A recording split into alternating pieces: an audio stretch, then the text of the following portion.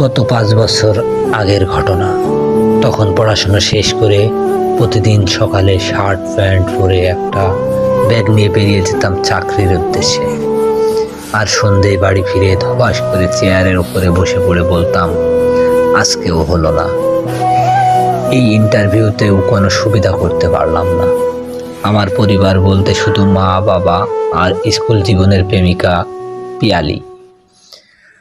প্রথম যখন আমি চাকরি না পেয়ে ঘরে ফিরতাম, তখন মা আমার মাথায় হাত বুলিয়ে দিত, বলতো, চেষ্টা কর, পরের বার নিশ্চয়ই হবে। ধীরে ধীরে মায়ের ব্যবহারের বদলাতেও লাগলো।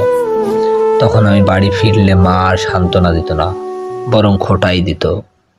মাও বুঝে গেছিল এই ছেলের দ্বারা আর কোনো কিছু হবার নয়। কিন্তু পিয়ালি সাথে ছিল। সে বরাবর বলতো, তুমি চাকরির অবশ্যই পাবে, আর না পেলে আমাদের বিয়েই হবে। ছেলেদেরকে স্ত্রীর দায়িত্ব নিতে হবে তার কোনো মানে নেই। কলেজটা শেষ হলেই আমি চাকরিতে ঢুকবো, তারপর আমিও সংসারের দায়িত্ব নেব। এভাবে 2 মাস কেটে গেল। সন্ধ্যায় বাড়ি ফিরে বিছানায় গা এলিয়ে দিয়েই দেখলাম মোবাইলে পিয়ালির ফোন এসেছে।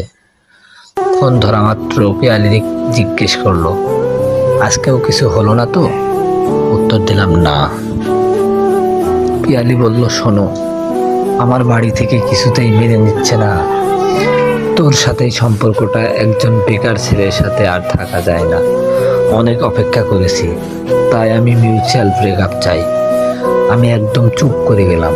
তারপর ধীরে ধীরে বললাম, কিন্তু তুই যে কথা দিয়েছিলিস। পিয়ালি বলল, তুইও কথা দিয়েছিলিস চাকরি পেয়ে দেখাবি, কিন্তু বুঝে গেছি তোর দ্বারা কিছুই হবার নয়। আমি আমাদের কলেজের সুনামের সাথে সম্পর্কে চলে গেছি, পারলে আমার ভুলে যা। অপর থেকে লাইন কেটে গেল। আমি বরাবরের খুব শান্ত স্বভাবের ছেলে। খুব কষ্ট হলেও কখনো সেটা প্রকাশ করি না। আমার তখনও বিশ্বাস হচ্ছিল না পিয়ালি অন্য কারোর সাথে সম্পর্কে যেতে পারে। সেই মেয়েটা যে আমাকে এত ভালোবাসতো, যে সারা জীবন সাথে থাকার প্রতিশ্রুতি দিয়েছিল, যে বলেছিল আমাকে ছাড়া নাকি বাঁচবে না, আমার ছোটবেলার প্রেম। আমার হঠাৎ করেই ছেলেবেলার কথা মনে পড়লো। তখন খুব কষ্ট হলো। মায়ের কোলে মাথা রেখে কাঁদতাম। আমি বিছানায় থেকে উঠে গিয়ে একবার মায়ের সামনে দাঁড়ালাম। আমার খুব ইচ্ছা হচ্ছিল একবার মাকে জড়িয়ে ধরতে। মা দেখতে পেল আমাকে, তারপর ধারালো গলায় বলল, শোন, কাল থেকে আর ইন্টারভিউ যেতে হবে না। তোর বাবা বলেছে একটা চায়ের দোকান খুলে দেবে, না হলে বাজারে সবজি বিক্রি করবি। অন্তত সংসারে একটু টাকা তো ঢুকবে।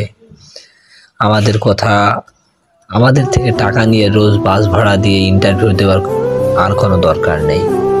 আমার একটু আগেই ইচ্ছে হচ্ছিল মাকে জড়িয়ে ধরে একটু যন্ত্রণাটা লাঘব করব, কিন্তু মায়ের কথাগুলো তীরের মতো আমার বুকে গিয়ে বাঁধল। একবারও বলতে পারলাম না, মা, আমার খুব কষ্ট হচ্ছে, আমি তোমার ছেলে। চুপ করে দাঁড়িয়ে রইলাম। হঠাৎ দেখলাম ফোনে আবার পিয়ালির ফোন ঢুকেছে। আমি ফোন ধরতেই ওপার থেকে পিয়ালির গলা ভেঙে এলো, শোন, আমি তোকে যে গিফটগুলো দিয়েছিলাম সেগুলো আমার ফেরত দিয়ে দিস। আমার বয়ফ্রেন্ড চায় না আমার এক্সের কাছে আমার কোনো স্মৃতি থাকুক। কাল সন্ধ্যে 7টায় আমাদের বাড়ির নিচে জিনিসগুলো নিয়ে চলে আসিস। ফোন আবার কেটে গেল। পরের দিন কাটায় 7টার সময় দেখা হলো দুজনের। আমি ব্যাগ থেকে এক এক করে তিলে তিলে জামানো প্রতিটা উপহার ফিরিয়ে দিলাম পিয়ালিকে। হঠাৎ আমার শার্টের ফাঁকে চোখ পড়তে পিয়ালি জিজ্ঞেস করলো, তোর গলায় ওটা কিসের আইডি কার্ড ঝোলানো রে? আমি স্বভাবতই শান্ত স্বরে জবাব দিলাম, আমার অফিসের। পিয়ালি অবাক হয়ে বলল, অফিসের মানে? চাকরি কবে পেলি? বললাম 2 মাস আগেই। প্রথম ইন্টারভিউটা থেকেই চাকরি পেয়েছিলাম। এতদিন আমি ইন্টারভিউয়ের নাম করে আসলে অফিসে যেতাম। বেশ খানিকক্ষণ দুজনেই চুপ।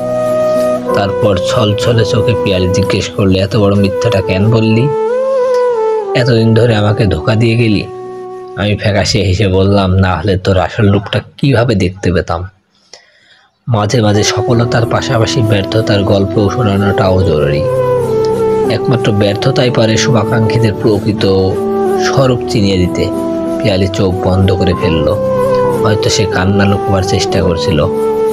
আমি বাড়ি ফিরে যেতেই উদ্যত হলেই পিয়ালি আমার হাতে চেপে ধরে বলল, আমায় ছেড়ে যাস না, ভুল বুঝেছিলাম তোকে, আমাদের একদিনের ভালোবাসার সম্পর্ক। আমি আলতো করে ওর হাতটা ছাড়িয়ে নিয়ে বললাম, ভালোবাসার নয়, স্বার্থের সম্পর্ক। যেখানে লাভ আর লোকসানের হিসেব কষা হয় সেটা বিজনেস। ভালোবাসা সামর্থ্যহীন নয়, স্বার্থহীন নয়। আমি বাড়ির দিকে চলতে শুরু করলাম, আর দুই হাতে মুখ চেপে ধরে দাঁড়িয়ে রইল পিয়ালি। বাড়ির বেল বাজাতে মা দরজা খুলল, মুখে একটা তীর্যক হাসি নিয়ে বলল, আজকেও মুখ কালো করে ফিরেছিস তো? এত দেরি হলো ফিরতে?